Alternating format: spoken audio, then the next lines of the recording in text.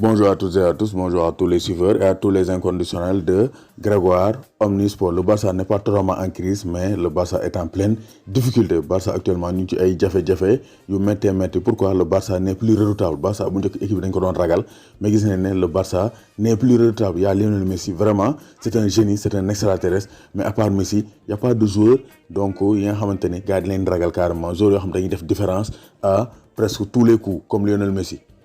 C'est pourquoi le Barça ñoom ay problèmes yu bari ñu ngi jeter la faute à Valverde, même si Valverde nekkul un grand coach, vraiment il fait des choix discutables, mais c'est pas totalement de sa faute. Le Barça n'a plus des joueurs de très haut niveau. Donc en défense, on voit que nettement Piqué n'est plus en forme, Piqué n'est plus au niveau.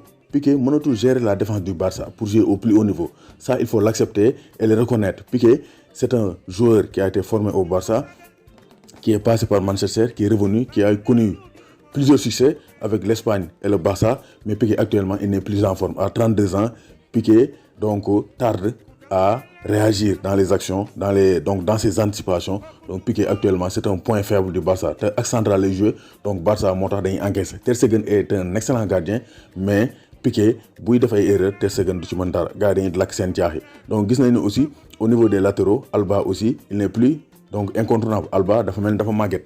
Alba gis nañu il rate des occasions yoo xam daanu ko raté. Sa connexion avec Messi xaw naa wàññeeku, donc Alba aussi il ne fait plus l'affaire sur le côté gauche. Gis nañu aussi au milieu de terrain Busquets dafa manqué, Busquets dafa màgget, donc Busquets il ne tient plus parce que effort physique yi mu doon def, donc anticipation yi mu doon def, il n'a plus ses réflexes parce que c'est le poids des matchs. Du mag trop parce qu'il a 31 ans, mais Busquets ba mu dalee jouer dafa yàgg. Donc il a joué presque 10 ans d'affilée dans le très haut niveau avec l'Espagne et avec le Barça. Moo tax ça se ressent. Donc Messi est orphelin de Xavi et Iniesta, ça il faut le dire, et surtout de Neymar. Donc Barça, là mooy seen problème, l'absence de Neymar et un défenseur central de très haut niveau. C'est pourquoi Koulibaly et Sadio Mané pouvaient être les solutions au problème du Barça. Parce que Emmanuel Petit waxoon na ko mu ne c'est pas Coutinho le remplaçant idéal de Neymar, mais c'est Sadio Mané. Donc Sadio Mané peut être la solution parce que Sadio Mané il a un profil similaire à Neymar. Il joue sur le côté gauche, il est explosif, c'est un droitier, et Barça là lañ soxla un joueur avec de la vitesse. Dembélé mën na ko gérer, mais Dembélé il se blesse et il n'est pas constant. Griezmann il n'a pas la vitesse, l'explosivité de Neymar ou de Sadio Mané. Moo tax Sadio Mané pouvait être une solution à l'attaque de Messi ou bien à l'attaque du FC Barcelone, parce que le Barça est orphelin de Neymar. Neymar loolu moom dafa leer. Neymar bu mu demee ba léegi Messi ne s'épanouit pas, même si muy dugal ay buts yu bari bu ñu demee match yu mag yi nii Messi day manqué ku mu combiner. Suarez certes il manque des buts, mais beneen joueur boo xam ne il crée le danger, il attire l'attention, il absorbe les défenseurs.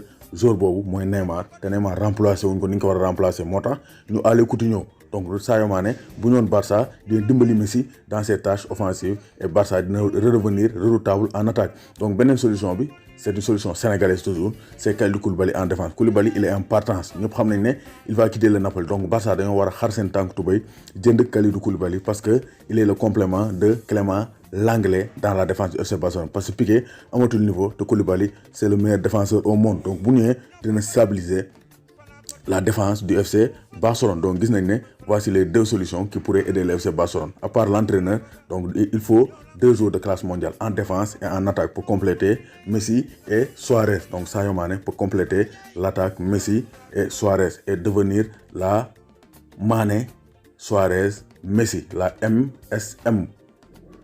Soit nous indi Koulibaly en défense, nous compléter avec Clément Lenglet gérer défense bi, parce que Piqué il n'est plus au niveau. Donc Koulibaly et Sadio Mané mën nañoo nekk des solutions pour le FC Barcelone, pour que Barça mën a redevenir redoutable, surtout sur la scène européenne. Parce que 4 ans ngi le Barça ne joue pas de finale de Ligue des Champions, et ça c'est inconcevable pour un club aussi grand comme le Barça.